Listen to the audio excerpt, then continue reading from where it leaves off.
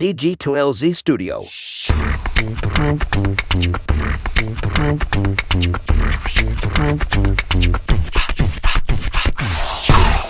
Selamat pagi, siang, sore, atau kapanpun waktu yang teman-teman pakai untuk mendengarkan podcast ini. Kembali lagi bersama saya Panji, dan kali ini sudah bersama saya adalah Tom Hart Suprapto Siadari, PhD, bos. Halo Mas, apa kabar? Halo, kabar baik, alhamdulillah nih. Gimana di sana? Alhamdulillah baik juga. Aku baru balik lagi ke Bandung, kemarin di Jakarta beberapa hari. Bandung lagi dingin-dinginnya. Tampaknya sangat berbeda dengan Korea ya. Iya benar. Di sini lagi panas-panasnya nih. Baru mau mulai panas. Baru mulai panas ya. Dan mensayangkan saham masyarakat. Jadi kita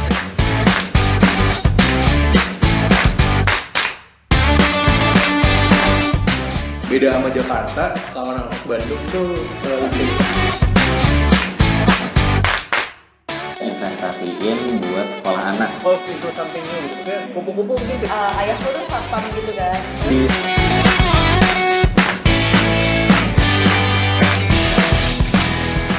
Sebelumnya aku perkenalkan dulu buat ke pendengarku ya. Bagi yang belum tahu, Tom Hart ini adalah mungkin nanti akan lebih banyak kenalan juga ya. Cuman aku kenal beliau adalah karena beberapa minggu lalu aku berada di Seoul dan juga sempat ketemu sama Tom Hart. Beliau anak Bandung, kuliah di Telkom, tapi udah kalau nggak salah 11 tahun ya berarti ya. Iya benar. Tahun, berada di Korea Selatan, udah jadi opa-opa Korea nih. Dan profesinya sangat menarik ya buat aku sendiri ya, paling tidak ketika kita diskusi di sana, makanya aku ajakin podcast kan. Beliau ini apa mungkin nanti bisa dijelasin lebih lanjut ya. Intinya adalah kalau aku baca di LinkedIn, principal researcher di sebuah startup company di Korea yang fokus di digital dental hub ya, sebagai digital dental hub, dan beliau juga saat ini ketua Forum APIK ya, Forum Asosiasi Peneliti di Korea. Asosiasi Peneliti Indonesia di Korea. Oh iya, I-nya Indonesia di Korea. I-nya Indonesia, benar. Lupa. Ya, kita akan kenalan lebih lanjut dan sekaligus ngobrol-ngobrol. Mungkin sebagai awalan boleh Tom disapa dulu teman-teman, sekaligus mungkin sekilas background-nya seperti apa bisa diceritain. Silakan, monggo. Oke. Ya, assalamualaikum warahmatullahi wabarakatuh. Halo semuanya. Biasanya dipanggil Tom ya. Tadi udah disebutin nama lengkapnya, Tom Hart Suprapto Siadari. Biasa dipanggil Tom atau Tom Hart. Sekarang sih posisi di Seoul. Kebetulan ya, di Seoul udah mungkin kalau alamat KTP-nya sih KTP Korea ya, udah dari 2018 sebenarnya di Seoul. Cuman kalau beneran stay-nya gitu, nggak bolak-balik gitu ya, sekitar 2 tahun. Kemudian tadi udah disebutin 11 tahun ya di sini ya. Siapa yang kasih sebenarnya dulu awal-awal datang sih nggak kepikiran bakal 11 tahun gitu ya, tapi ternyata sampai 11 tahun. Kerja jadi juga udah ya di DDH, namanya DDH, disebutnya DDH ya. Kemudian sebagai principal AI researcher ya, sebenarnya itu padanan bahasa Inggrisnya sih sebenarnya. Kalau bahasa Koreanya itu namanya Chaekim Nongguwon ya. Dicoba disepadankan gitu dengan bahasa Inggris, yaitu principal researcher sebenarnya. Nah, jadi ngerjain AI sehari-harinya ya di Korea dengan keluarga, istri sama anak. Udah kayak gitu aja. Oke, mungkin sebelum kita bahas masalah DDH atau forum APIK-nya juga ya, aku pengen tanya terkait dengan background nih. Kita kan pas lagi ngobrol-ngobrol sebenarnya sempat kenalan dirimu tuh di S1-nya di Telkom Elektro ya, Informatika ya? Telekomunikasi malah. Oh iya, telekomunikasi. Ya, telekomunikasi. Jadi dulu cuma ada 3 jurusannya pas saya masuk itu dulu, pas aku masuk situ baru ada 3 jurusannya. Telekomunikasi, terus apa lagi? Telekomunikasi, industri, sama informatika. Oh ya, temanku juga banyak ya, teman SMA banyak yang masuk Telkom juga gitu. Mungkin sekarang yang masih bergerak di bidang engineering sih kayak aku lupa jurusannya dia, namanya Riyad. Dia di Telkomsel, sekarang Telkomsel atau di Telkomsel kalau nggak salah. Anak basket sih dia kalau di Telkomnya juga, cuman nggak tahu jurusannya apa ya, IT mungkin ya. Iya, iya. Ada Banyak sih. banyak temen aku sama Jakarta Hmm. Timur, jadi banyak juga yang ngampus di Telkom pada waktu itu. Nah, gimana ceritanya pertama kali? Berarti itu kalau 11 tahun yang lalu, 2011 itu kurang lebih saat lulus atau setahun setelah lulus pindah ke Korea? Oh, lulus Maret ya 2011. Jadi Sama 6 bulan. sama 6 kita bulan. berarti. Nama sama ya, berarti 6 bulan berarti. Ah, Karena saya masuknya fall, kebetulan masuk fall. Jadi kalau fall kan berarti September ya. Sekitar 6 bulan setelah lulus. Sempat probation dulu di kerja ya sebenarnya di Jakarta dulu probation 3 bulan. Terus resign, langsung lanjut. Tapi memang pas dari lulus sih udah prepare ya sebenarnya ya. Udah prepare kalau mau S2 gitu rencananya awalnya. Mau sekolah lah. Cari-cari scholarship ya. Kalau dulu kan beda dengan sekarang ya. Iya. Agak apa sih dulu? Agak susah kita nyari informasi, masih pakai, inget nggak ini? Mailing list. Oh iya, Yahoo. milis. Milis benar. Iya. Jadi mantauin milis beasiswa dulu. Jadi ya 2011 lah fall itu ke Koreanya. Terus ngambil apa pas di sana dan kampusnya? Nah, nama kampusnya itu Kumoh National Institute of Technology ya, disebutnya KIT. Jadi itu inilah kampus kecil ya. Dulunya kayaknya vocational school apa ya. Intinya kampus kecil di kota yang kecil juga, namanya Gumi ya. Nama kotanya Gumi. Jadi di provinsi namanya Gyeongsangbuk-do. Nah, datang ke sana, ini unik sih sebenarnya. Jadi dapat beasiswanya dari senior. Alumni TELU juga, alumni Telkom juga dulu senior gitu. Dulu kan masih STT Terus, ya, zaman-zaman kita ya. Ya dulu masih STT. Telkom. Saya udah lulusnya udah ITT dulu. Oh iya ITT ya. Okay. Masuk sih STT benar, masuk STT terus lulusnya ITT, sekarang TELU. Iya. Jurusannya apa dulu nih kita nih, orang lama kita nih. Dayakolot Bandung Coret. Dayakolot ya. Ke sini dulu jurusannya ini S2-nya IT Convergence. Jadi agak beda ya, tapi memang core kompetensinya di profesor itu profesor jurusan minatnya di wireless. Jadi kan Telkomsel itu kan Telkomsel lagi. Telekomunikasi itu kan luas ya ininya areanya kan. Ada yang wireless, ada yang wired, ada fiber optik, macam-macam lah, ada elektro gitu kan, ada network. Nah, yang kebetulan yang saya ambil wireless. Jadi cocok sama profesornya meskipun jurusan kita IT Convergence. Jadi itu angkatan kedua kali ya. Jurusan IT Convergence di KIT waktu itu. Kenapa ke Korea? Maksudnya kalau di zaman-zaman kita dengan umur kita yang sama kurang lebih, mungkin kalau Asia Timur yang pada waktu itu jadi incaran generasi kita itu kebanyakan Jepang kan. Exactly ya. Apa ya, secara kedekatan emosi, maksudnya dari kecil kita nonton anime atau baca waktu itu K-drama mungkin tidak sesemarak dorama ya pada waktu itu kalau aku lihat secara culture-nya ya. Apa karena pure kampus dan beasiswanya atau ada juga udah ketertarikan terkait dengan K-pop atau apa sih? K-pop ya. Sebenarnya sih nggak terlalu juga ya K-pop ya. Cuman ya kalau dulu kan kita ya dorama ya, namanya dorama ya, J-drama gitu ya. Terus kan K-drama juga udah mulai muncul tuh di salah satu stasiun TV ya. Yang sering ada dubbingnya gitu kan, cuman interesting kan. Nah, sebenarnya sih ya selain rezeki ya intinya ya. Cuman awalnya itu saya latihan targetnya itu Jerman ya sebenarnya. Jepang pernah nyoba, cuman nggak dapet. Jerman juga nggak dapet. Nah, kebetulan sistem beasiswa di Korea itu simple sebenarnya. Jadi nggak kayak negara-negara lain yang misalnya harus lewat kedubes dulu atau persaingan dulu atau kompetitif lah ya kalau di negara lain itu. Kemudian jumlahnya juga sedikit yang diterima. Nah, karakternya berbeda dengan di Korea. Kalau di Korea itu jenis beasiswanya banyak. Ada yang dari pemerintah, ada yang dari university langsung, ada yang dari profesor. Nah, kebetulan yang kalau dari profesor itu kita cuma cukup ini aja, korespondensi by email ya. Jadi saya kirim korespondensi by email, kirim CV, kirim transkrip ya. Udah, that's all. profesornya oke gitu, setuju, terus kirim aja berkasnya langsung gitu ke mana, ke Korea gitu, ke kampus ya. Selain karena emang ngebet ya, pengen S2 dulu ke mana, ke luar negeri ya. Intinya sih kayaknya dimanapun dapat duluan itu yang diambil gitu ya. Kebetulan dapatnya dulu di Korea gitu. Dan sistemnya gampang ya. Dan ini lagi salah satu poinnya ya, di Korea itu dulu masih boleh pakai TOEIC ya. Mungkin pernah dengar TOEIC? Ya, pernah. Jadi kan ada TOEFL, IELTS dan segala macamnya. Dan TOEIC itu kan yang paling murah ya, affordable lah dibandingkan dengan yang lain. Nah, Korea terima, dan itu relatively easier lah, sangat mudah dibandingkan TOEFL dengan IELTS gitu. Kayak gitu sih. Iya, aku pernah dengar juga waktu itu kan pernah podcastan juga sama Aji ya. Aji pas kita ngobrol kan dirimu juga kenal ya. Aduh, nama panjangnya lupa. Aji Teguh. Ya, Aji Teguh ya, Aji Teguh.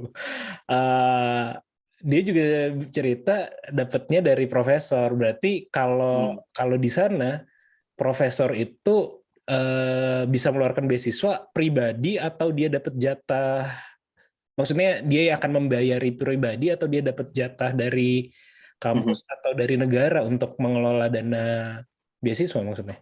Nah, ini tuh tergantung. Jadi ada case by case ya. Kebetulan yang pas S2 itu adalah case-nya profesor, jadi ada program namanya Global IT Program dari institusi namanya NIPA ya, NIPA. Karena itu datangnya beasiswanya dialirkannya ke kampus tapi lewat profesor. Jadi profesor tuh kayak propose project gitu ya.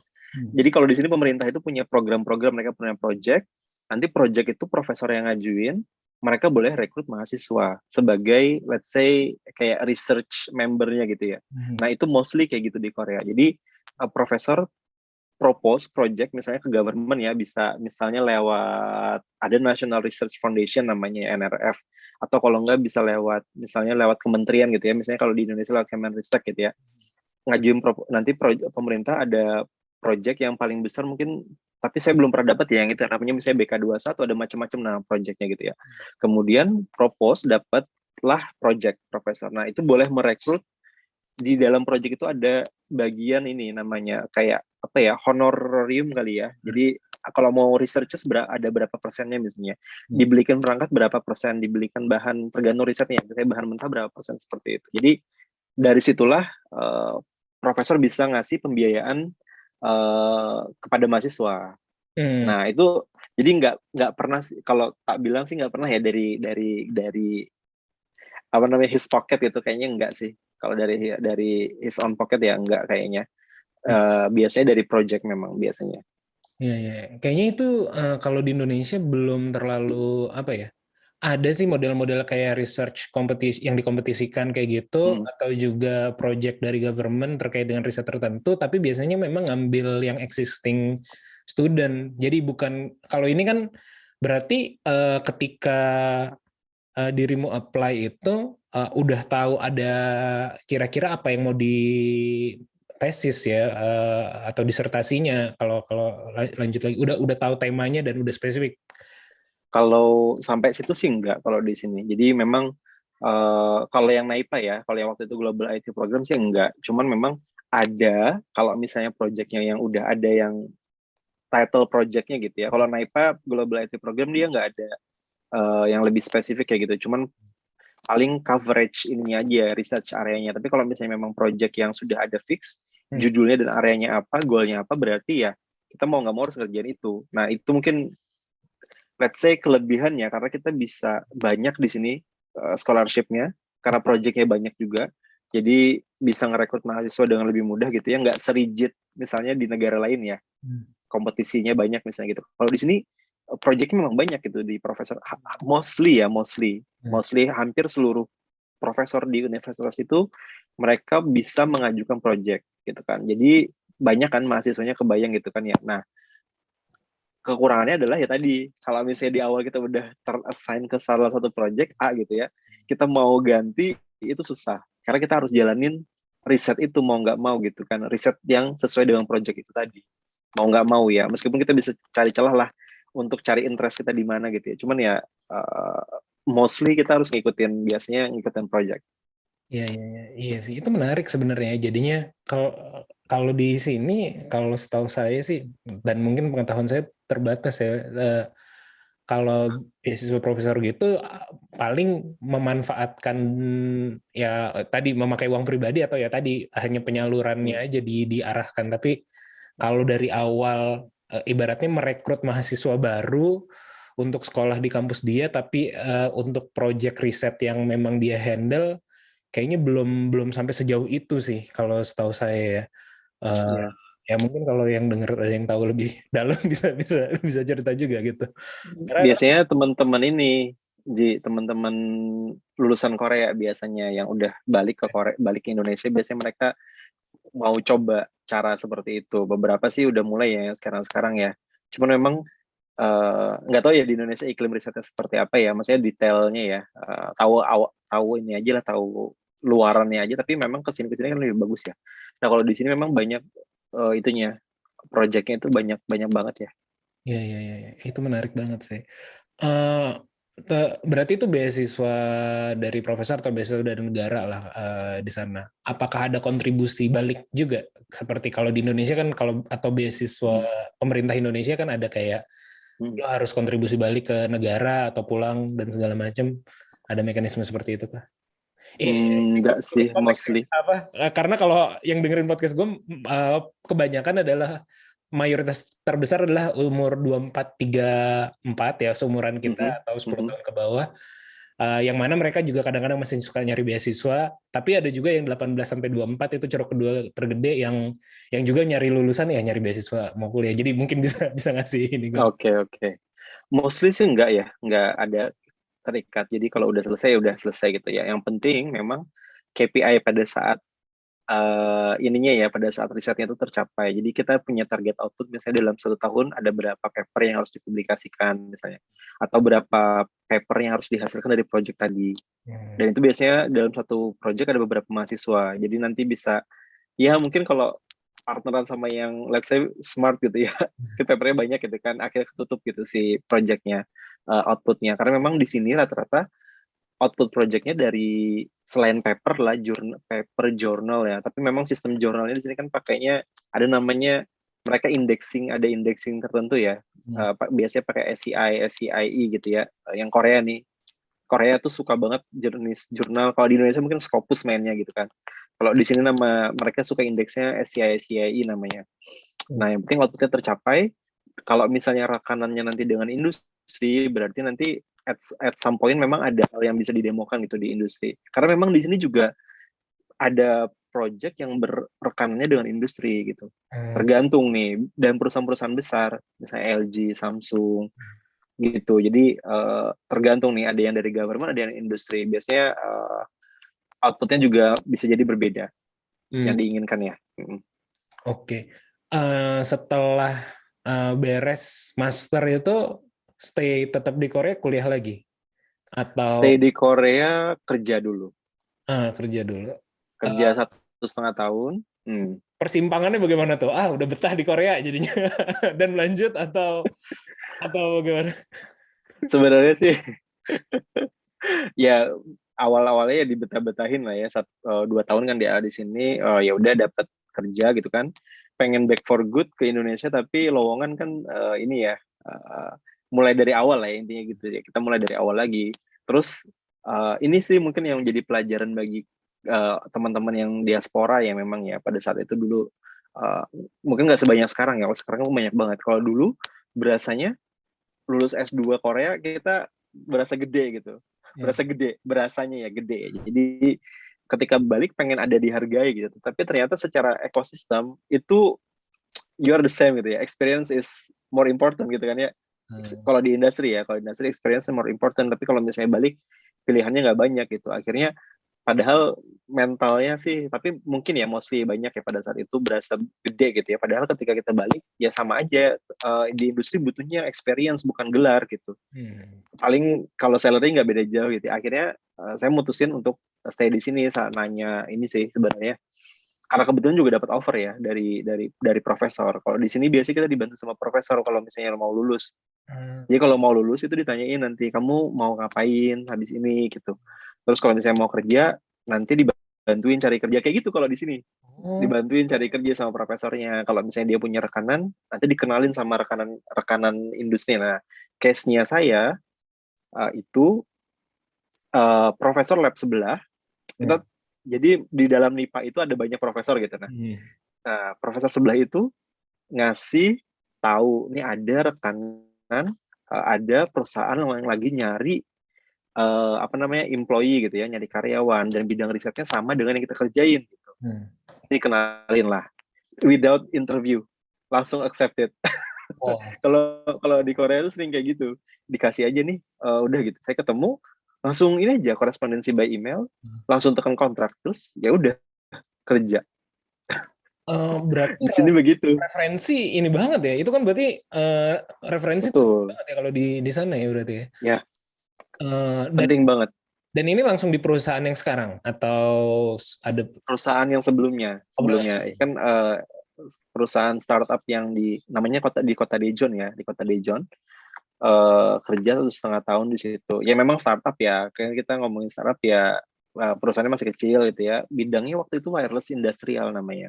Itu kerjasama project dengan perusahaan gede juga. Jadi gitulah dapat reference itu. Jadi kita dulu orang Indonesia berapa ya yang seangkatan itu 7 ya. 7 orang yang kerja atau di project yang barengan masuk ya. 7 orang yang kerja di kantor saya tuh 2, di kantor lain 2, 4 ya berarti ya. Yang balik 3 berarti yang balik Indonesia. Satu pindah ke Jepang S3 dia, 2 lagi balik. Kayak gitu. Komposisi kita pada saat itu. Jadi mostly 50% kerja di Korea by reference ya. Oh, I see. Berarti itu kuliah S1-nya sudah bahasa Korea ya? Karena memang di Korea mungkin nggak ada yang kayak internasional. Kita full English ya, full English. Yes. Full English kebetulan. Nah ini menarik sebenarnya di Korea ini ya. Jadi full English, jurusan kita itu departemennya kan IT Convergence. Mostly orang asing yang banyak. Orang Korea lebih dominan orang asing di program tersebut. Makanya jadinya bahasa Inggris ya. Meskipun administratif ya bahasa Korea ya, administratif di kampusnya ya. Nanti itu ininya kalau yang kampusnya besar biasanya mereka lebih English friendly. Jadi sistem website-nya bahasa Inggris. Dan kalau yang kampusnya kecil memang bahasa Korea ya. Cuman kita kebetulan dosennya profesornya bahasa Inggris. Iya. Iya, itu nggak apa-apa sih ada sound-sound. Ada yang mau ikutan?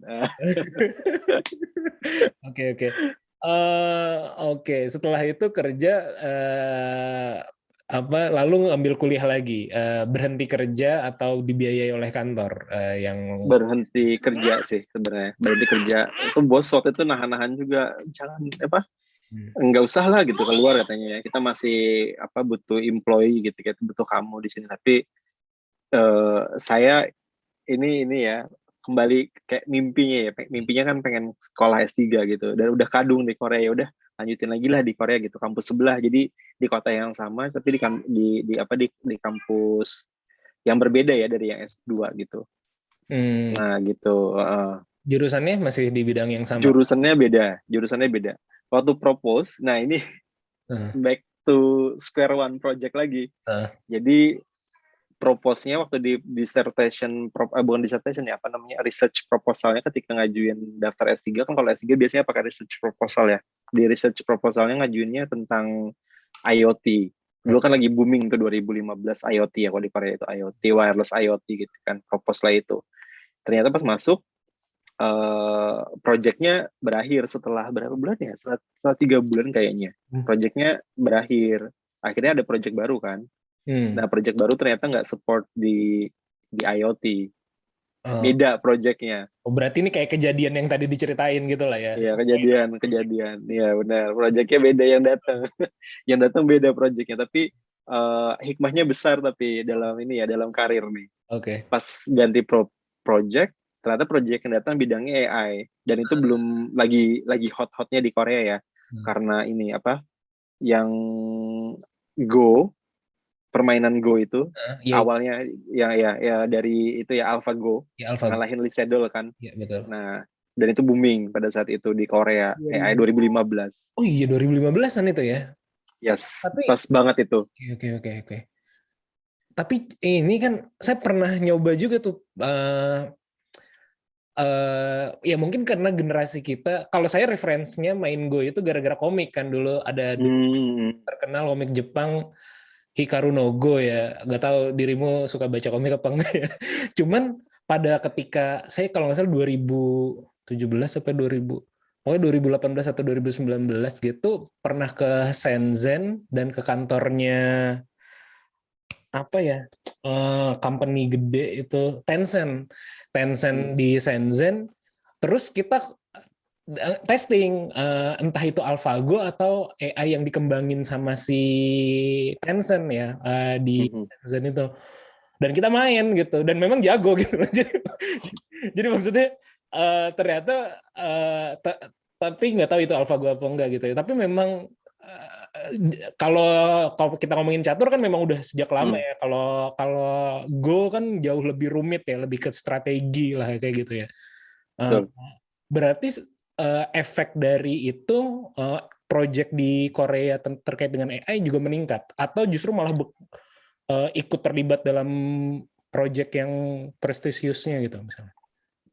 Salah satu efeknya kali ya, karena kan itu pride ya sebenarnya. Tapi ini ya persepsi saya gitu ya. Ketika tahu itu, maksudnya pride itu adalah mereka shock kan terhadap performance itu gitu. Karena memang AI itu ya, deep learning namanya ya sebenarnya, lebih ke arah deep learning sih pada saat itu. Deep learning kan itu 2012 ya gitu kan, yang boomingnya ya. Ketika ini sorry ya kalau technical ya, intinya di 2012 itu ada kompetisi namanya ImageNet gitu kan, pakai dataset ImageNet namanya ada 1 juta data gitu ya. Pada saat itulah deep learning mulai dia bisa menang gitu, first winner. Sebelum-sebelumnya pakai machine learning gitu ya, konvensional. Kita ngomongin konvensional ya, konvensional algorithm gitu ya.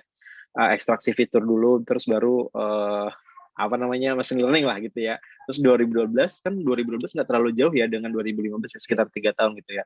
Nah pada saat itu Korea ini mereka langsung kali ya, kayaknya informasinya cepat gitu di sini kan ya, dan ditambah yang tadi si AlphaGo tadi menang gitu kan, akhirnya mungkin sadar gitu kali ya, adalah ini persepsi ini saya ya, pendapat saya, mungkin mereka sadar government-nya bahwa AI ini adalah sesuatu yang perlu kita kuasai gitu ya, yang perlu kita segera ini.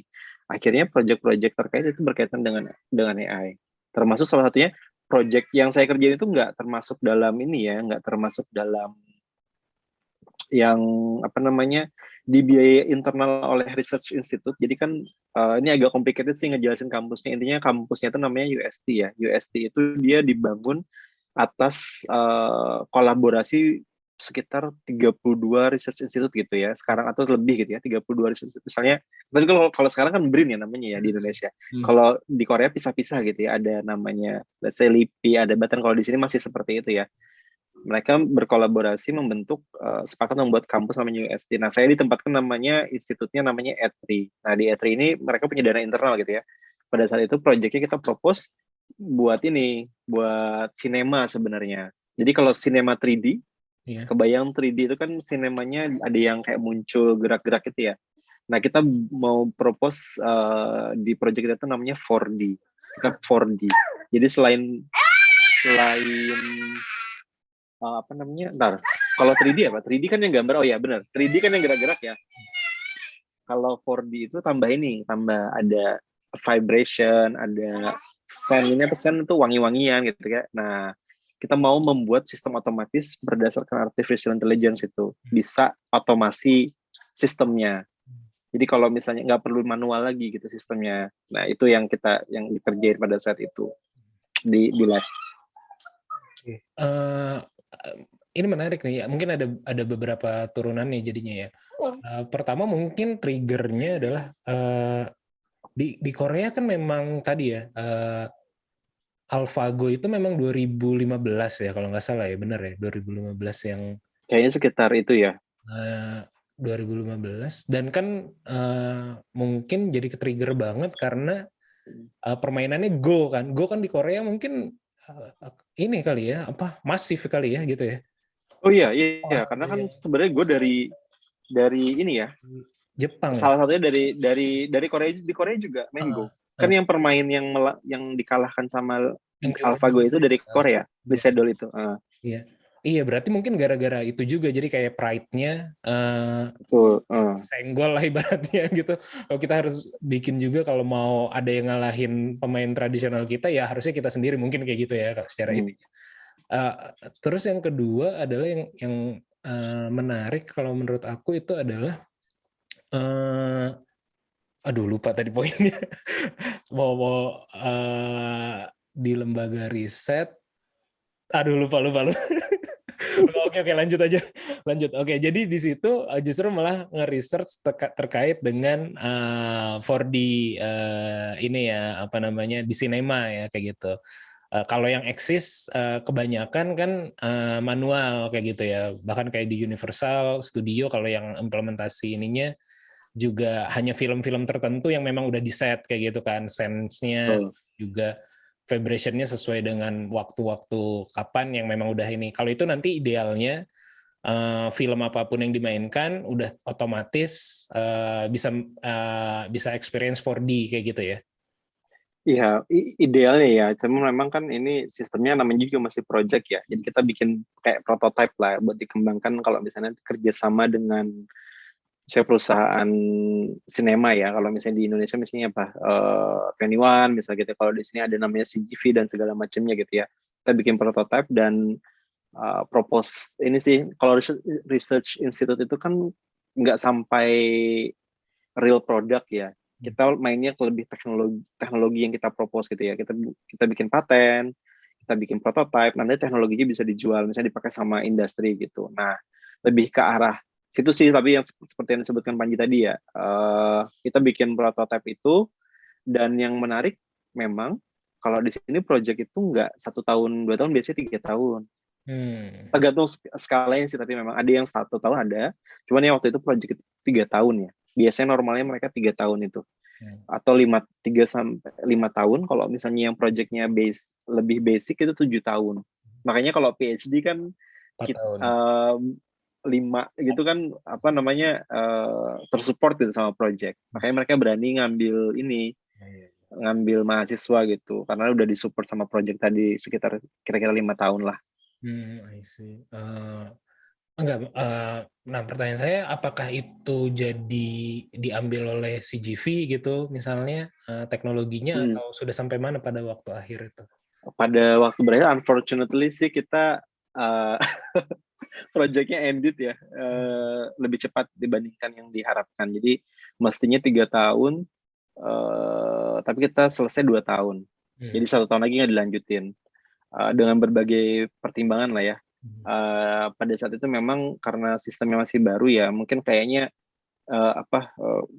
project-nya terlalu sulit daripada yang kita bayangkan. Mungkin ya. Jadi secara teknologi kita pengen seperti itu, tapi memang secara pencapaian kayaknya masih ya output research sih ada ya kita ya research gitu ya. Sepertinya ya. Nggak tahu juga detail dari PI-nya kayak gimana ya. Tapi saya lihat sih kemungkinan mungkin pertimbangannya adalah project-nya itu besar ya, jadi dan kemudian sepertinya memang mungkin output-nya tidak sesuai dengan yang diharap, tidak sesuai dengan apa yang dibayangkan mungkin kali ya, sepertinya kayak gitu. Tapi itu menarik banget sih sebenarnya karena saya termasuk penyuka nonton film di bioskop ya, maksudnya dan experience itu kalau bisa tertransfer dengan baik itu akan bikin experience penonton lebih bagus sih. Sampai beberapa tahun yang saya sempat diskusi lah sama teman-teman yang suka-suka nonton kayak gitulah. Jadi kita ngebayangin ya kalau yang 4D oke lah udah ada gitu, bahkan hampir semua indera udah bisa dikenakan gitu. Penciuman juga kayak gitu, kulit, vibrasi dan segala macam. Cuman nggak ada waktu itu adalah rasa yang di lidah ya maksudnya. Sampai saya datang di conference atau di pameran lah kayak di Next Rise kemarin itu, tapi di Singapura acaranya ya tahun tahun 2018 atau 2019 gitu kalau nggak salah, 2018 kayaknya deh. Ternyata di sana tuh ada yang ngembangin semacam kayak dia bikin apa namanya, gelas gitu ya, gelasnya gelas plastik tapi ada beberapa sensor dan ada beberapa chemical yang akan bekerja di sana, dan yang dituangin air putih biasa tapi kita bisa milih mau rasa apa, karena di situ tapi dia spesifiknya ke alkohol ya, jadi kayak wine yang apa, terus juga misalnya apa segala macam gitu, ketika kita pilih picture-nya atau apanya, nanti yang diminum rasanya berubah jadi seperti itu gitu. Di Korea ada pengembangan ke arah situ juga nggak ya? Atau yang dirimu ketahui? Kalau dulu sih kita targetnya sebenarnya lebih ke arah ini ya, ke mana ya? Kayak bukan amusement park sih, kayak misalnya apa ya namanya ya, bukan amusement park. Jadi kalau di Korea kan banyak ini nih, banyak kayak pusat permainan. Kok susah banget sih nyari kata yang tepat ya. Jadi kayak time zone gitu maksudnya? Iya, kayak misalnya kayak time zone, kayak animation center lah kayak gitu kan ya. Nah itu kan nanti biasanya ada film anak-anak yang di animasi atau apa gitu ya. Nah kayaknya targetannya sih ke arah situ juga ya sebenarnya. Jadi lebih ke arah kayak mau dipakai di tempat-tempat seperti itu. Jadi nanti misalnya anak-anak bisa kalau movie-nya di ini dia goyang kan seru tuh kalau anak-anak ya, lebih berasa kan gitu ya. Karena kalau misalnya orang dewasa nggak tahu nih kalau di Indonesia masih ada nggak yang 3D cinema. Masih mungkin kan, tapi nggak tahu ya seberapa besar peminatnya ya. Kalau memang yang suka banget kan mungkin mau ya ngerogoh gocek, benar kan bahasa Indonesia gitu? Iya. Ya. Lupa juga ya. Kocek. Ya, ngerogoh kocek segitu ya. Karena kan lebih more expensive kan ya. Nah, kalau di sini sih ke arah situ, teman kalau pengembangan lebih jauhnya sih nggak ngikutin lagi ya. Karena pada saat itu kita ganti project lagi. Saya ke assign project lagi yang lain. Dan itu, tapi alhamdulillah ya ini hikmahnya kalau saya lihat tuh sedikit flashback ngambil hikmah dari project yang gagal, dan menurut kutip gagal ya, karena kan harus 3 tahun, tapi di end di 2 tahun pertama gitu ya, ternyata memang projectnya susah banget gitu. Pas setelah dipikir di sekarang ya, karena itu bayangin aja, movie kan banyak tip ininya, jenisnya, kemudian belum lagi genre ya, genre-nya banyak gitu kan ya, ada yang action, ada ini, tapi itu kan setiap apa namanya, perbeda kan, apa sense-nya gitu kan ya, apa efeknya itu beda gitu di setiap hal tersebut. Nah itu tuh belum terpecahkan sebenarnya ya. Bahkan kalau misalnya kita lihat state of the art-nya sekarang AI itu, untuk yang video ya terutama, kan kita ngambilnya video pada saat itu, jadi video klasifikasi recognition gitu ya. Nah bahkan kan sekarang itu baru misalnya ini ya, misalnya mendeteksi kapan dia mulai actionnya itu, scene-nya itu kapan mulai, kapan berhenti, berapa lama dia terjadi gitu ya, scene-nya itu baru bisa gitu kan. Itu juga masih progress ya terus ya. Kemudian mendeteksi frame-nya sampai segini, misalnya sampai frame 100 gitu ya, kemudian dia bisa menebak melanjutkan sampai frame berapa ke berikutnya gitu ya, next frame-nya berapa gitu, baru sampai situ. Jadi memang challenging sih pada saat itu ya project-nya ya, tapi kita memang kayaknya yang PI sama yang tim ya, tapi kan saya mahasiswa ini ceritanya ya, bukan researchers gitu ya di situ ya, cuman anak bawang lah ibaratnya ya, anak bawang kalau sebagai mahasiswa nih. Mereka salut saya ya, mereka punya ide seperti itu sebenarnya. Outputnya sih saya kebagian kecipratannya paten ya sebenarnya. Patennya kita paten Korea sama paten US patent. Dapat Iya, dapat. Udah registrasi. Udah sampai registrasi ya, maksudnya udah benar-benar approve gitu ya, registered ya, bukan apply bukan submitted, bukan apa namanya, ada beberapa tahap kan ya, sampai register gitu. Meskipun bukan first author ya, first authornya profesor saya, karena memang dia yang ini kan, yang ngelit itu. Tapi saya kebagian kecipratan itu juga lumayan kan, berapa tahun? 10 tahun apa berapa puluh tahun ya patent itu ya. Itu kan lumayan kecipratan di situnya sih.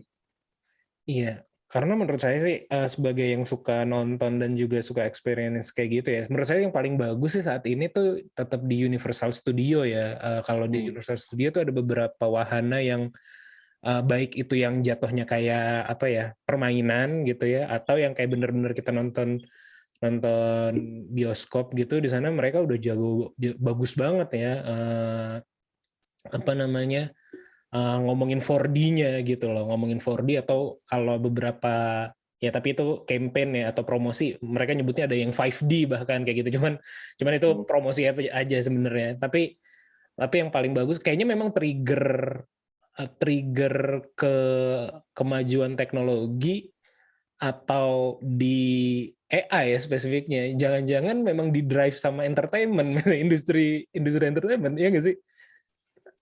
Ya, Kayak itu permainan atau misalnya yang ya permainan benar. tadi itu kan mungkin triggernya adalah gara-gara pengen challenging orang bisa ngalahin, bukan dari yang prime gitu, iya nggak?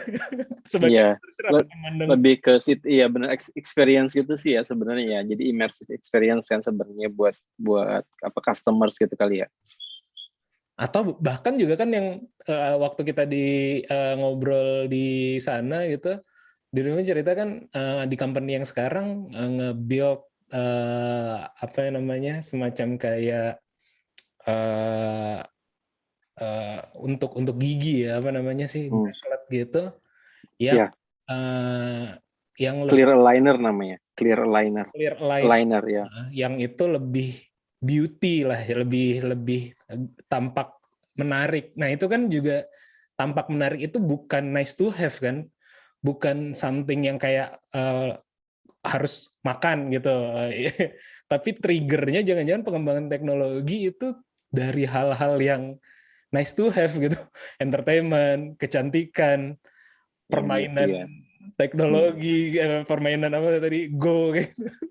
pernah ini nggak? pernah nggak? Karena kalau kita bisa unlock ini nih, nah sekarang kita bisa cari nih apa yang sekarang masih nice to have, itu yang nanti kita risetin gitu kan sebenarnya. Kalau benar-benar ternyata polanya adalah begitu gitu. Nah, jadi kepikiran juga menarik sih sebenarnya, banyak ya sebenarnya ide menarik ya kalau di sini ya, yang sebenarnya contoh ya kalau misalnya salah satu yang menarik itu ini, tapi nggak tahu nih terkait atau enggak ya. Jadi biasanya ini nih uji coba barang ya sebelum kita beneran beli, kita bisa tahu dia cocok sama kita, cocok dengan kita atau enggak gitu. Contoh kacamata juga kan, itu sudah ada juga kalau di sini ya yang pakai AI teknologi ya. Jadi nanti dia bisa nyocokin sama muka kita gitu. Itu kan pinter banget ya sebenarnya. Sebenarnya kita kan bisa jadi nggak suka modelnya gitu, tapi dengan si teknologi ini kita jadi kelihatan lebih cakep gitu ya. Sama kan sebenarnya dengan yang beauty tadi juga gitu kan. Banyak ya kacamata atau sebelum sebelum operasi ya, oplas misalnya gitu ya, kasih trigger, oh kalau misalnya kamu di oplas tuh kamu jadi begini gitu. Jadi kan akhirnya ke arah sana gitu, ke lebih bisa ngebayangin sih kalau saya ngelihatnya kayak gitu. Iya sih, kayaknya saya jadi berpikiran begitu tuh, jangan-jangan, nggak maksudnya kalau kita dalam konteks nanti mau mengembangkan teknologi atau mengembangkan bisnis, berarti kalau yang bisa merubah apa ya, shaping the world itu adalah yang saat ini bukan kebutuhan primer, jangan-jangan ya, jangan-jangan yang mau agak dalam. Atau ini, saya jadi malah kebayangnya gini, nah namanya juga manusia ya, rumput tetangga lebih hijau gitu. Jadi tadi kan nice to have ya, kayaknya kita cakep deh kalau misalnya punya gini gitu kan. Kita belum punya tapi kita belum punya gitu. Contoh ya misalnya kita belum punya tapi kita ngebayangin oh kayaknya nih oke gitu kalau misalnya kita punya itu. Makanya diiming-iminginya kan dengan tadi kayak misalnya operasi plastik ya. Dengan teknologi misalnya face detection gitu ya, kemudian dikasih tahu sama dokternya, kamu kalau misalnya giginya dirubah sedikit seperti ini, kamu lebih ganteng, lebih cantik. Padahal belum dioperasi kan ya, cuman dia udah ngebayangin kalau dia jadi cantik, jadi ganteng gitu. Nah, sama kayaknya kacamata juga gitu kan, kacamata juga belum diapa-apain, belum beli kita, tapi kalau dikasih lihat, oh kayaknya saya lebih ganteng nih, makanya ini lebih keren nih gitu kan, akhirnya mau beli gitu kan ya. Iya, iming-iming ya. Iming-iming bahasa ininya iming-iming ya. Belum tentu padahal sebenarnya beneran bagus kan sebenarnya ya. Cuman ya trennya kayaknya banyak yang seperti itu sekarang. Oke. Nah tadi balik sedikit ke kampusnya tadi yang di UST. UST ya. Iya, oke. Berarti karena itu kan beasiswa juga berarti ya dari profesor. Kalau ini beda Oh, sistemnya. bukan. Kalau yang ini ini model spesial sih dia. Jadi kampusnya punya, karena dia memang tadi ya dari Project. government institutes kan ya, Oh iya. yang bekerja government institutes. Jadi tentunya government institutes ini punya project mereka. Mhm. Nah, mereka profesor tetap bikin project dengan tim. Bukan profesor sih, intinya ada tim lah. Either profesor kita yang jadi PI-nya atau yang lain jadi PI, yang jelas profesor kita included sebagai team member. Kemudian kita juga sebagai mahasiswa bisa include dalam team member itu tadi. Nanti kita dapat beasiswa tiap bulan. Kalau ini udah garanti tapi ya, garanti. Dan hanya ada S2 dan S3. Nggak ada S1 di kampus ini. I see. Ini saya nanya kayak gitu karena tadi kan ada perubahan project. Berarti kalau karena ini ibaratnya dalam tanda kutip quote unquote di hire oleh si institusi riset tersebut, intinya mah terjamin ya karena ibaratnya nanti kamu jalanin project apapun yang saya kasih lah kayak gitu atau ngerisetin Ya, project apapun yang kita kasih. Oke. Berarti ini sebenarnya kuliah / kerja juga ya hitungannya ya. Apakah ada kelas ya. kelas biasanya? Kelas umumnya gitu. Bener banget ya itu, apa, nicely put lah. Ini kerja sambil kayak apa, kuliah sambil dalam tanda kutip kayak kerja gitu, kayak magang ya, kayak intern. Jadi pas menyesuaikan ini juga government, apa namanya ya, mungkin hukum di sini gitu kali, aturan ya di sini ya. Jadi awalnya nggak ada kontrak, awalnya ya cuma kontrak biasa, kemudian naik jadi ada kontrak, sampai terakhir pas saya mau lulus itu 2 tahun sebelum lulus kontraknya berubah lagi. Jadi kita mahasiswa dengan kontrak ya dengan institut. Jadi ada dibagi tuh, belajar 8 jam. Bentar, berapa ya maksimal? Agak lupa saya, berapa lupa. Karena masih mahasiswa, jadi waktu kerjanya kayak lebih sedikit ya. Cuman let's say ya, saya agak lupa berapa maksimum waktu kerjanya. Jadi misalnya waktu kerjanya maksimum 30 jam, let's say ya. Let's say kita sebut aja 30 jam itu. Sisanya 10 jam adalah belajar. Kayak gitu sistemnya. Jadi nanti ngambil kelas di 10 jam tadi. Kelas dan lain-lain lah ya. Intinya yang terkait dengan studi itu di 10 jam tadi. Tapi kalau kerja maksimal 30 jam tadi. Nanti kita digaji ya, dalam tanda kutip gaji. Sebenarnya scholarship sih digaji dari project account, dari project yang kita ikuti tadi. Kayak gitu. Ya, itu juga sistem yang menarik sih sebenarnya. Maksudnya terlepas dari mekanisme atau polisinya, tapi pasti kan secara salary lebih murah lah ibaratnya dibanding dengan misalnya yang udah kerja yang profesional researcher gitu misalnya. Tapi bisa memanfaatkan itu juga. Tapi brandingnya juga adalah ini sebagai kampus dan juga researcher gitu kan. Maksudnya sebagai si kampus ini. Itu menarik sih. Kayaknya ada temen yang aku tahu memperlakukan itu deh di company atau di ininya dia juga ya. Dia tuh ada semacam kayak institusi Jadi juga. Jadi gini, dari segi mahasiswa, meskipun ini tapi kekurangannya ya, kalau kita ngomong kekurangan ya, tergantung institusi tapi. Jadi research-nya itu nggak basic research kayak di negara lain. Kalau negara lain kan mungkin basic research ya. Kalau kita itu nanti dia ada berapa level research gitu ya. Anggaplah ada 5 misalnya gitu kan. Yang ini kita berarti levelnya level 3 misalnya. Aplikatif tapi nggak terlalu bawah, nggak terlalu basic gitu ya. Mungkin disesuaikan dengan kebutuhan Korea juga kan. Mereka belum butuh misalnya basic research gitu ya, atau nggak cocok dengan basic research, lebih kepada aplikatif ke industri nantinya gitu ya. Memang ini sesuai dengan tipe-tipe negara ya. Nah, akhirnya mahasiswa dapat 2. Pertama dapat gelar gitu kan, antara master dengan PhD gitu kan. Yang kedua dapat pengalaman. Dan kemudian akhirnya si research institute ini juga mereka bisa dengan otomatis mendapatkan calon pegawai baru sebenarnya yang sudah dilatih kan di training oleh mereka selama bertahun-tahun gitu kan, minimal S2 2 tahun gitu kan. Kalau S2 kan 2 tahun gitu, S3 5 tahun, mereka udah trust gitu. Oh, udah kenal, nggak perlu lagi mentraining orang baru lagi gitu kan. Meskipun sistemnya beda ya, harus ikut lagi nanti pendaftaran, harus ikut interview lagi. Intinya job rekrutmennya tetap harus ikut dari awal gitu ya. Cuman kan mereka udah kenal ya. Iya. Jadi lebih preferable ternyata ya, lebih udah kenal, udah tahu gitu ya, kualitasnya juga seperti apa gitu kan. Untung juga buat mahasiswa. Nah, key point-nya adalah bukan promosi tapi ya. Jadi kita dari Apik nih, kita mempropose ide yang seperti ini ke pemerintah ya, melalui BRIN. Jadi pada saat 2019 kita ketemu dengan presiden ya, kita sampaikan 2019 di Busan ketemu, disampaikan bahwa kita punya ide seperti ini, kemudian di-realkan gitu, dia membentuk proposal pada saat itu. Kita jadi proposal tahun lalu kalau nggak salah, akhir tahun lalu lah dari teman-teman itu ya, dari tim penyusunnya gitu ya. Kita bikin proposal, tapi kita sebutnya di awal itu namanya Universitas Riset Indonesia ya. Tapi dari tim penyusun dirubah. Ini kebetulan saya bukan bagian dari tim penyusun sih, tapi memang ini bagian dari program langkah apik kita secara besar ya gitu kan, dari tim penyusun. Kita sebutnya namanya positioning research based university 3.0 kalau saya nggak salah ya. Mudah-mudahan ini tidak salah nih saya agak-agak lupa berapa titik nolnya. Kalau dulu kita sebutnya URI, saya lebih familiarnya dengan URI ya.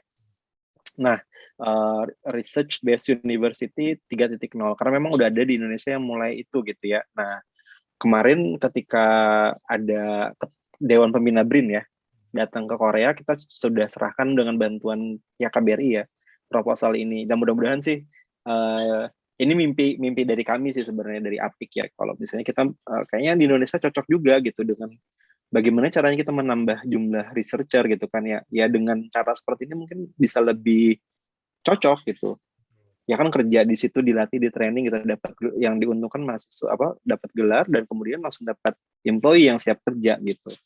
Betul. Seperti itu sih. Betul. Iya, saya dengar sekilas ini aja makanya agak ngegali lagi gitu. Karena ini menarik banget, baik itu dari sisi lembaga risetnya atau juga tadi seperti saya bilang, kalau nggak salah ada yang memulai seperti ini tapi private sebenarnya. Karena lebih ke, kalau private kan lebih fleksibel dan juga lebih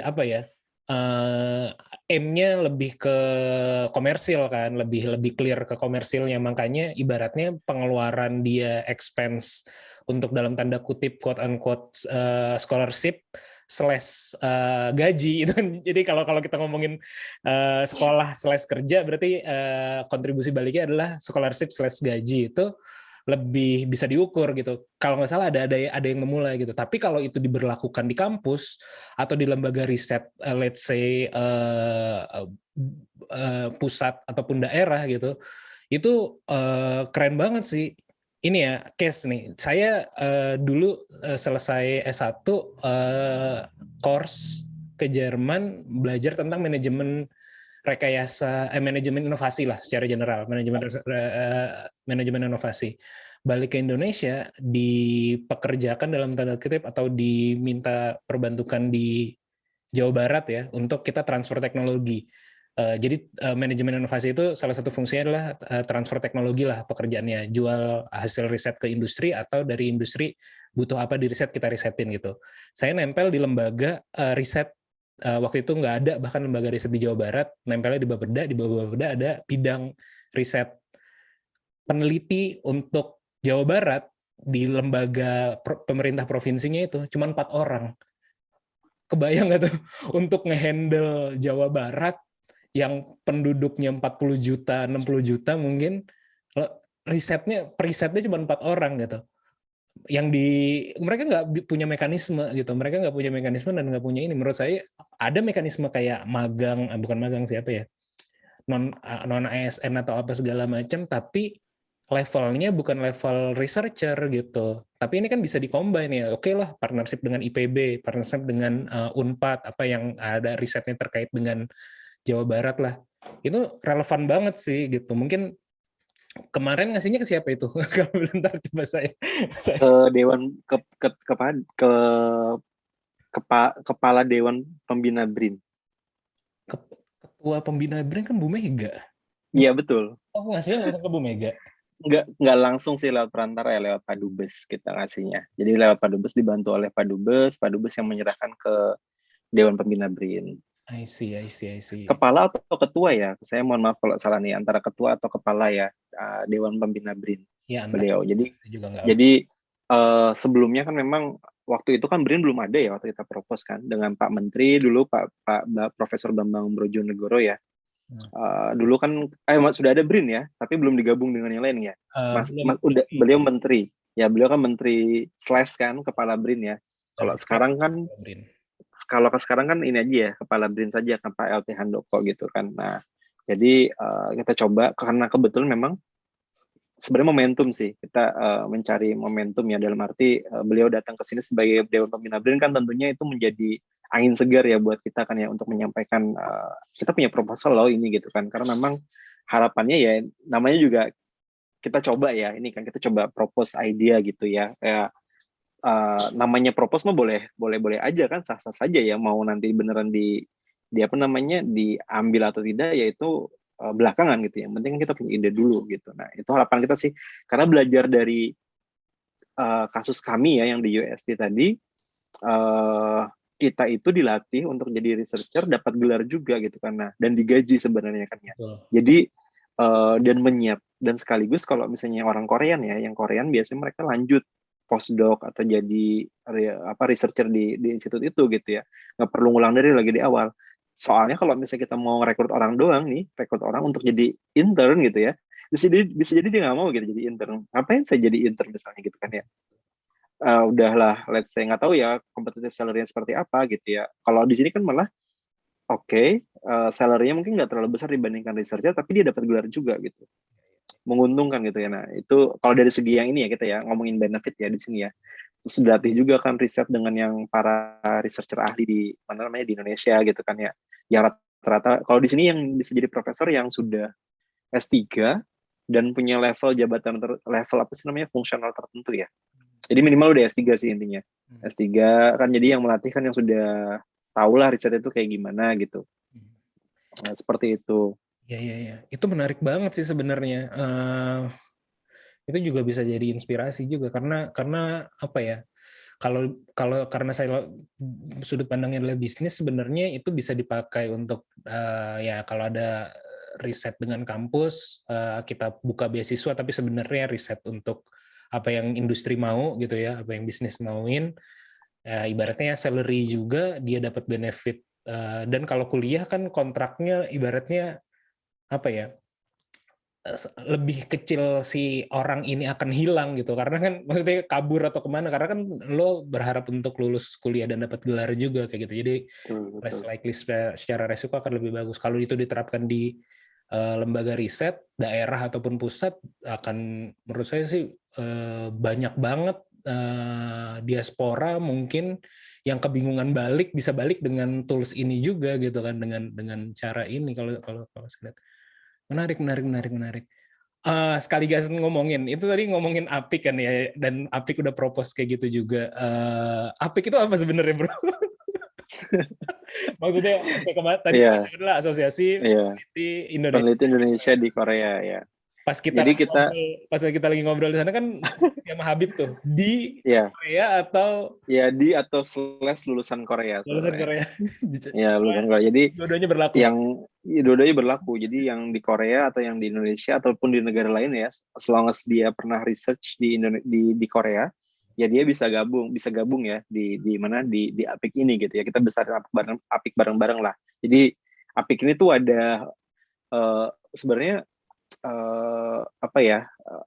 cikal bakalnya itu banyak sih sebenarnya story-nya ya, tapi memang mungkin memiliki karena kita butuh momentum ya memang ya. Pada saat itu momentumnya presiden datang, kemudian Pak Dubes juga punya ide yang sama, kemudian dari bawah juga kita gitu ya, teman-teman itu punya ide yang sama sebenarnya, karena setelah lulus PPI ya, setelah lulus terus jadi lulus dari ini, kita udah bukan student lagi gitu, tapi kita masih di Korea ya, misalnya saya dan teman-teman yang lain yang researcher, kita masih di Korea gitu ya, jadi kita pengen tetap berkontribusi gitu terhadap perkembangan riset di Indonesia gitu kan ya. Gimana caranya gitu kan, wadahnya belum ada nih, akhirnya ya kita propose gitu, kita buatlah wadah ini gitu ya untuk bisa memberikan kontribusi gitu. Bagaimana kita bisa berkontribusi meskipun kita masih di Korea Selatan gitu. Dengan berbagai macam hal tentunya ya. Kontribusi ini kan banyak ya bentuknya ya. Mulai dari kolaborasi misalnya, atau dengan kita nggak bilang kalau misalnya kita lebih maju di sini ya, cuman memang pada kenyataannya teknologi kita lebih lebih cepat gitu ya di sini terpapar lebih dulu lah ibaratnya dengan teknologi gitu ya. Kemudian nanti di Indonesia kita bisa sharing, apalagi di zaman COVID ini ya, pandemi ini kan speed up everything gitu ya, semuanya jadi lebih cepat gitu, informasi lebih cepat. Jadi risetnya bisa lebih cepat, kemudian bisa sharing juga misalnya penggunaan alat-alat di sini yang notabene ada di sini belum tentu ada di Indonesia misalnya. Kita juga bisa sharing pengalaman di sana gitu. Ininya sih goalnya sederhananya seperti itu ya. Kita pengen berkontribusi gitu ya, mempercepat. Kita ingin mendorong kemajuan riset dan ilmu pengetahuan di Indonesia selama kita masih berada di sini di Korea gitu, terutama di Korea. Seperti itu sih. Berarti bentuk-bentuk kegiatannya tuh apa kalau selama ini? Selama ini Join riset. karena masih pandemi ya, kemarin kita kebanyakan memang webinar. Kemudian kerjasama dengan universitas, dengan institusi lain gitu kan, jadi pengisi acara narasumber sesuai dengan ekspertis kita. Kemudian bikin kajian-kajian ya terutama ya. Jadi misalnya kayak kemarin awal-awal itu COVID ada gitu kan. Kemudian kan Korea lebih cepat tanggap ke mereka kan ya. Kemudian ada yang bisa sharing gitu ya mengenai bagaimana sih pengendalian COVID di Korea sehingga bisa belajar kan dari teman-teman misalnya di negara lain itu, atau bagaimana semiconductor, perkembangan AI di Korea dan segala macam gitu, atau kajian tadi kayak URI tadi ya, Universitas Indonesia, atau Research Based University 3.0 tadi, itu juga hasil kajian dari kita bersama gitu ya, lebih ke situ sih kegiatan-kegiatan kita ya selama ini. Ya kedepannya juga pengennya sih bisa lebih kaya lagi ya, bukan webinar tentunya bagus ya, tapi ya kita tetap pengen juga gitu selain webinar nanti bikin kajian tertentu terkait topik-topik yang memang dibutuhkan di Indonesia.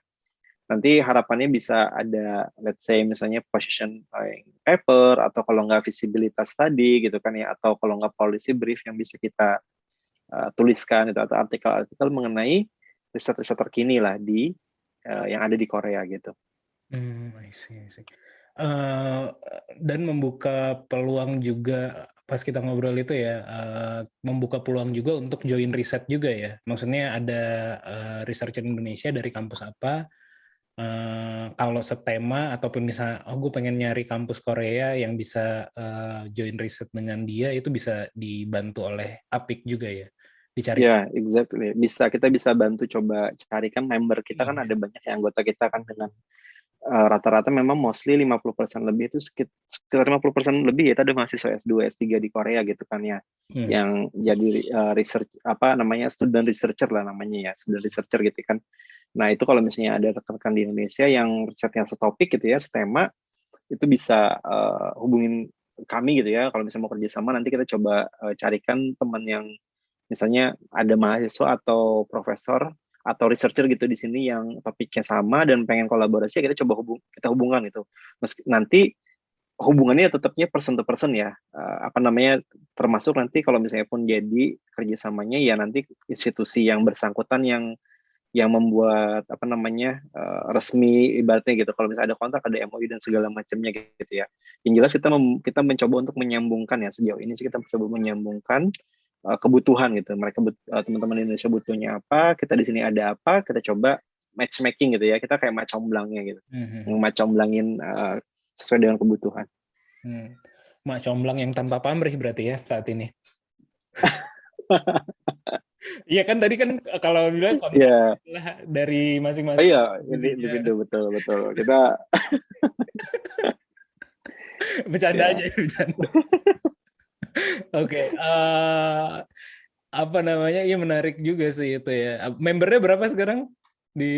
Ada 300-an lebih sih kita. 300-an. Kalau yang non mahasiswa S2, S3 berarti kayak dirimu juga gitu kerja berarti? Ya, ada yang kerja sebagai researcher ya, ada yang kerja di research institute sebagai researcher atau sebagai postdoc. Ada yang dosen, asisten profesor atau full profesor itu di sini. I see. Ya, menarik. Mungkin teman-teman yang dengerin juga ada yang tertarik, nanti bisa kontak-kontak aja ke Instagramnya berarti ya, Forum APIK ya? Forum APIK. Bisa ya, Forum APIK, betul. Oke. Nah, mungkin ini udah jam segini ya, jadi belum ngebahas ininya nih. Tapi mungkin sekilas terakhir, bisa diceritain juga apa yang dirimu lakukan di company ya, di startupnya, di dental digital Digital Dental Hub. oh ya, di Digital Dental Hub ya, DDH ini. DDH itu berarti adalah company yang fokus ke masalah dental ya berarti ya, di proses digitalisasinya begitu ya. Betul. Jadi sebentar. Kedengeran nggak? Ya nggak apa-apa sih. Nggak apa ya, oke. Diminurin. Dia lagi ada pengen sesuatu nih.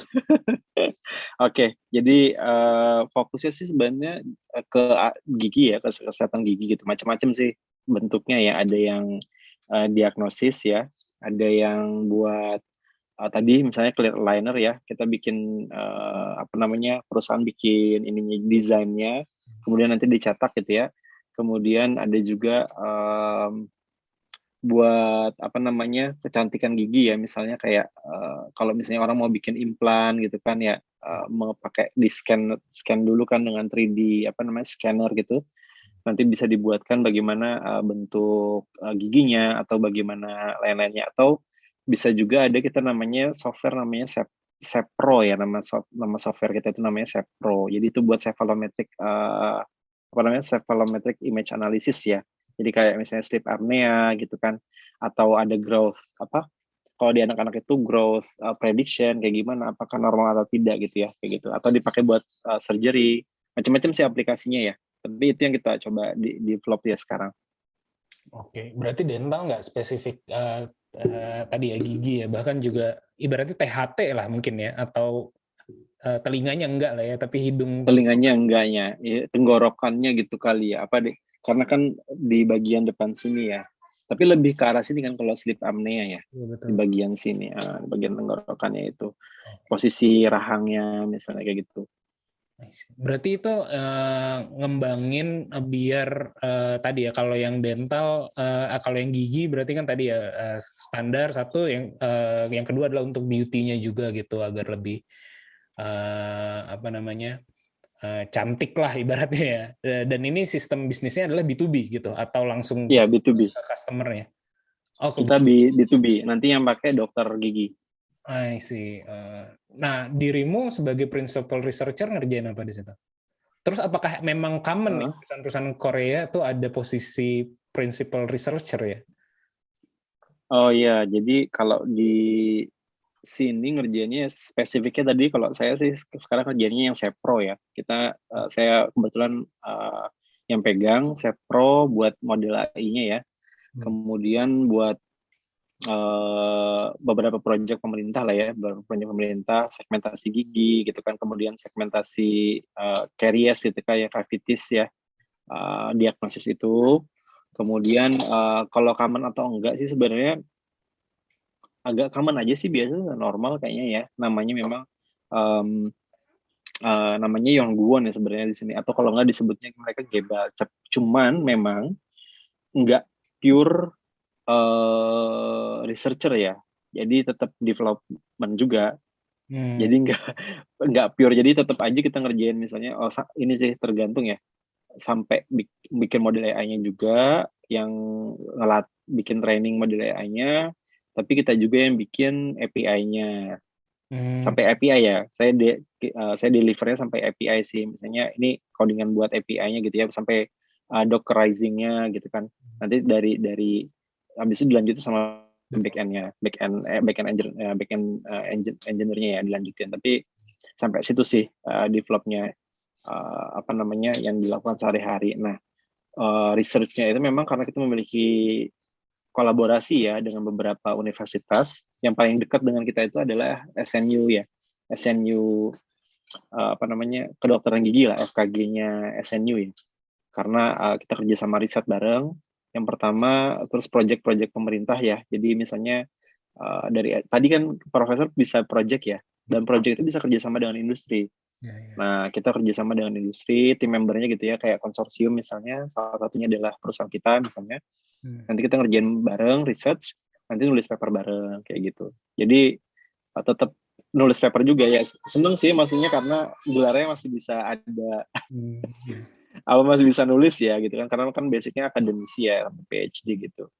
Jadi masih bisa nulis, masih bisa pengalaman di industri, jadi ya normal, agak normal ya di sini kalau perusahaan, bahkan perusahaan startup yang masih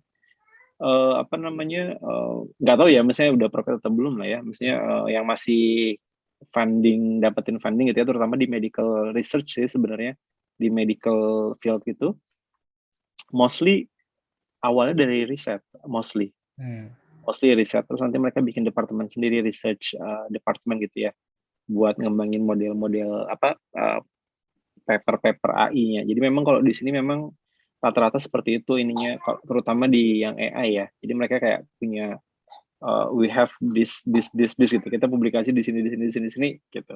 Nanti kayaknya mungkin buat ngajuin funding misalnya ke mana, ke pemerintah atau ke mana yang ngerjain proyek pemerintah tuh lebih trusty kan, karena memang mereka udah pengalaman ngerjain riset kayak gitu.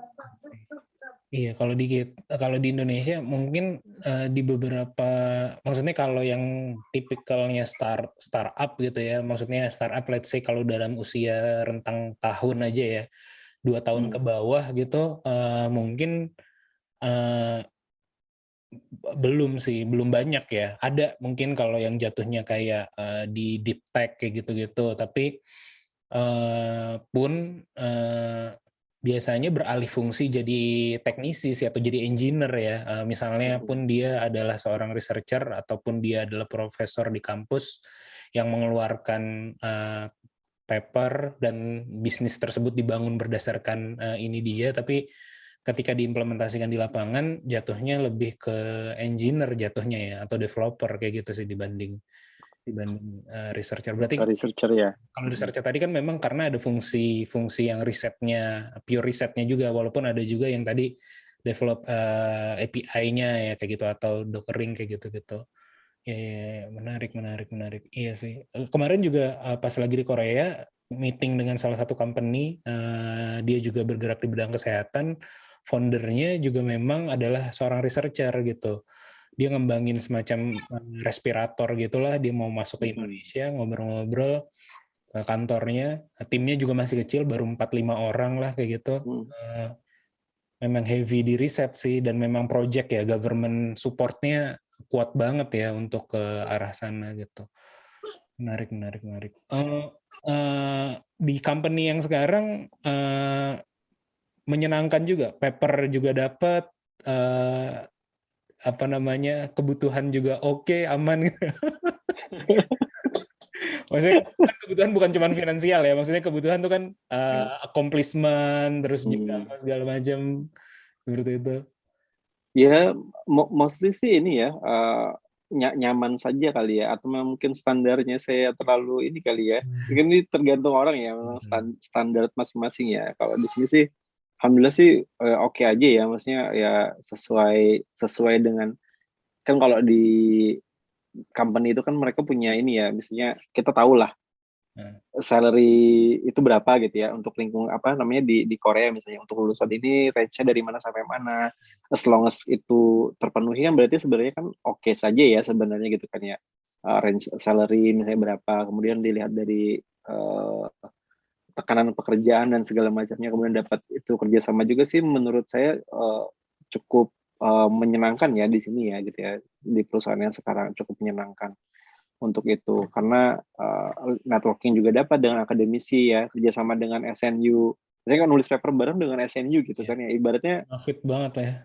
Iya, kampus gede kan ya gitu kan, kapan lagi gitu kan, bisa kerjasama dengan SNU gitu, kampus yang besar. Itu juga menyenangkan, apalagi jadi co-author ya. Kalau di Indonesia mungkin nggak ini ya, nggak lazim gitu co-author ya, equally contributor gitu, penulis pertama dan penulis kedua. Kalau co-author itu bukan kayak second ya co-author tapi equally contributor kalau di sini. Bisa equally contributor. Jadi misalnya penulis 1 dengan penulis 2 itu level kontribusinya sama ya, selevel gitu ya. Jadi meskipun namanya tulis yang kedua tapi dia sebenarnya sama gitu ya. Cuman memang kalau di Indonesia kan nggak menerima yang seperti itu ya. Nah, kita di beberapa kali di sini equally kontributor gitu. Dengan dengan apa namanya, dengan penulis pertamanya. Kemudian apalagi tadi, ya fasilitas juga lumayan ya. Kita ngomongin startup ya di sini. Secara mesin AI-nya ya untuk kita simulasi juga lumayan oke gitu. Kalau misalnya kita bandingkan dengan di Indonesia, satu universitas cuma punya satu mesin gitu, namanya DGX ya, namanya DGX gitu kan, satu kampus satu DGX gitu kan ya. Di kantor kita yang kecil, hitungannya startup ya, kita kecil kan startup itu ya, kita punya 3 gitu. Dibandingkan dengan satu universitas cuma punya satu, kita punya 3, dan itu dapat hibah ya, project dari pemerintah gitu. Kita dapat pemerintah, kemudian kita punya server 5 gitu. Hitungannya ini startup ya, masih kita yang hitungan startup ya gitu kan. Makanya saya happy gitu kan untuk simulasi. Jadi nggak ini, meskipun kalau dibandingkan dengan perusahaan yang besar, kalau kita ngomonginnya Google, Samsung itu udah skalanya beda lah ya. Udah levelnya beda itu. Mesinnya mereka udah punya yang udah unlimited lah kayaknya ya. Ininya nggak bisa saingan gitu sama mereka gitu ya kalau dari segi itu. Cuman kalau misalnya ngelihatnya, kalau ngelihat ke atas terus mah ini ya, cuman kalau buat bikin happy mah ngelihat ke bawah. Di Indonesia susah gitu kondisi masih yang seperti itu ya. Ya memang perlu apa namanya, perlu banyak investasi kali ya, apalagi terutama yang itu ya. Nggak tahu kalau di Indonesia gimana kalau yang perusahaan bergerak di bidang AI ya, terutama yang vision ya. Karena kalau vision kan besar datanya, beda dengan apa namanya, data teks misalnya atau yang one dimension gitu ya, mungkin berbeda ya. Saya tapi nggak tahu ya seberapa besar gitu kan. Tapi kalau yang image atau video kan saya kebayang ya, itu gede banget datanya yang diproses gitu. Iya. Seperti itu komputasinya. Iya, kalau di sini mungkin yang main di image atau imaging ya, ada beberapa yang saya tahu sih, tapi memang kalau support sampai ya rata-rata karena tidak, kalau di Indonesia mungkin lebih banyak yang sifatnya mandiri ya, bottom up gitu, tiba-tiba tumbuh sendiri, terus juga skenario grant ataupun project itu entry barrier-nya cukup sulit untuk perusahaan-perusahaan pemula gitu ya, yang baru gitu, legal juga belum gitu dan segala macam, jadinya agak-agak sulit. Desainnya belum atau ekosistemnya belum sampai ke sana lah sebenarnya. Jadi sangat berbeda tentu saja gitu. Tapi memang banyak dari company yang ngasih, company luar ya, Amerika terutama, yang ngasih fasilitas sih. Walaupun udang di balik bakwan pasti gitu, maksudnya ketergantungan platform apa lock nanti jatuhnya. Kalau saya lihat berarti itu kalau tadi ada server sendiri, bahkan juga beberapa pas kita ngobrol kan ada beberapa apa yang di develop sendiri bahkan ya, bukan hanya sekedar make kayak gitu kan, menggunakan yang existing. Berarti dari sisi behavior company-nya atau si negaranya memang udah protektif terhadap hal tersebut, dan juga memfasilitasi startup-nya dengan mudah gitu. Kalau di kita masih seragam lah, masih apa ya, masih permukaan lah sebenarnya, pun ada grant dan segala macam itu pun nilainya kecil dan tidak apa ya, tidak untuk apa ya, sebenarnya akal-akalan lah jatuhnya, maksudnya disesuaikan dengan budget yang ada, jadiin kegiatan yang grant, padahal sebenarnya apa ya, secara strukturnya tidak tepat. Aduh, ini kayak gitulah, masih banyak PR lah. Jadi mungkin ada rencana balik ke Indonesia atau tetap betah di sana? Ya kalau rencana mungkin ada ya, cuman masih belum fix lah. Mudah-mudahan nanti di waktu yang tepat ya. Mudah-mudahan di waktu yang tepat nanti bisa kembali ya, dan ya mau ya kondisi mungkin seperti itu ya, mau bagaimana ya, mungkin kitanya yang bagaimana harus merespon kondisi tadi ya, supaya tidak terjebak dalam, kalau memang kondisinya misalnya belum ideal ya nggak bisa lari terus kan ya, harus bisa nanti coba bagaimana cara merespon lah. Cuma nggak tahu juga nanti responnya akan positif atau negatif. Bisa berhasil atau enggak, cuman ya kalau ngelihat iklim sih mungkin mengalami perbaikan ya di sana ya. Saya lihat sih kayaknya seru gitu kayaknya ya di sana ya, udah banyak juga gitu yang main-main di ya kalau misalnya lihat-lihat webinar dan segala macam kan udah banyak sekali gitu yang udah bergelut di bidang AI ya, di bidang AI gitu ya. Cuma memang kalau untuk membangun startup dari awal gitu kan, kayak tadi Panji jelaskan ya, di sini itu kan kita semacam kayak semi riset kan ya, startupnya gitu, nggak pure langsung produk mungkin kayak yang dikembangkan sama Panji misalnya ya, atau teman-teman yang lain gitu yang konsepnya lebih ke arah produk gitu ya. Di sini kita butuh waktu lama gitu misalnya untuk riset dulu, bikin model AI dulu dan segala macam gitu kan ya. Dan itu masih memungkinkan kalau di sini kan dapat support dari pemerintah. Nah kalau di Indonesia kan mungkin belum ke arah situ kali ya, tapi memang udah mulai kalau saya lihat ya, ada di perusahaan-perusahaan dari kementerian atau dari pemerintah itu udah coba mulai menggiatkan itu. Mudah-mudahan sih nanti menjadi lebih besar lagi gitu ya, dan yang bisa disupport gitu kan ya. Kemudian apa tadi, balik Indonesia ya nih ya. Balik Indonesia ya, mudah-mudahan nanti bisa tetap berkontribusi ya di sana gitu ya. Ketika nanti balik tuh di waktu yang tepat dan semuanya bisa berjalan dengan baik. Ya, amin. Saya beberapa episode terakhir nih ngobrol dengan diaspora yang either dua ya, tetap mau tinggal di negara tersebut atau mau balik lagi. Dua-duanya oke sih menurut saya, pilihan yang masing-masing balik lagi ke pilihannya masing-masing gitu. Tapi ya benar, Indonesia pasti menuju lebih baik, karena udah nggak mungkin menuju lebih buruk kan. Ibaratnya udah belakang dinding nih, mau kemana lagi gitu kan. Pasti maju gitu. Harus maju ya, tapi emang oke sih kayaknya kelihatannya ya. Apalagi bisa ketemu nih kemarin ketemu Panji Harlan, itu kan udah salah satu tanda yang pasti gitu ya, kalau misalnya mengalami perbaikan kan, orang udah ada startup atau perusahaan-perusahaan datang sampai ke luar negeri kan, itu udah oke banget menurut saya sih.